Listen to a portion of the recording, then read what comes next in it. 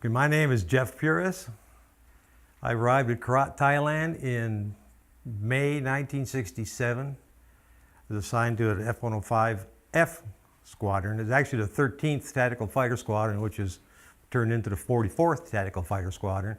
And I was assigned to a Wild Weasel aircraft. The number was 638353, call it 353 for short. And it was towards the end of production, it was one of the good flying ones. Flew high time, nearly high time almost every month.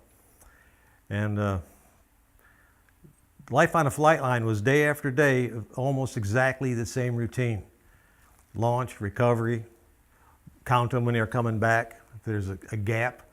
The weasels seem to be stragglers because they were first in, last out, and they would be, it was always nervous time. You see the strike force, come back, and there's one, watch them land, and then you wouldn't see yours. And then, oh, there it is, you'd be relieved. And one of the most powerful memories was, when your plane didn't come back.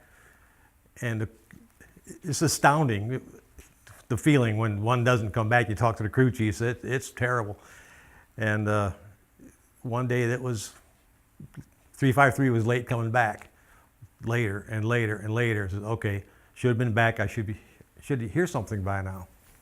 The blue Expediter truck comes up to my spot, and oh, this isn't good. And I was expecting to hear I think it was a line chief would come out and say, get your forms, take them to maintenance control. That was the word, that your plane's not coming back. There was a loss. So he gets out of the truck, and I said, oh, here it comes. Her stomach was already hurting. And he said, your plane flamed out over Hanoi. It's up at Ubon. Like, I had anything to do with it. I said, oh, no kidding. Is it all right? He said, yeah, they just punched tags, punched stores, and got it fired up with using an emergency fuel system, which is equivalent of using a fire hose, squirting fuel into the front of the engine and hope it keeps on running, as opposed to the fuel control doing its job, metering the fuel properly. So they had all kind of overheat problems and stuff, and they limped it back to Ubon.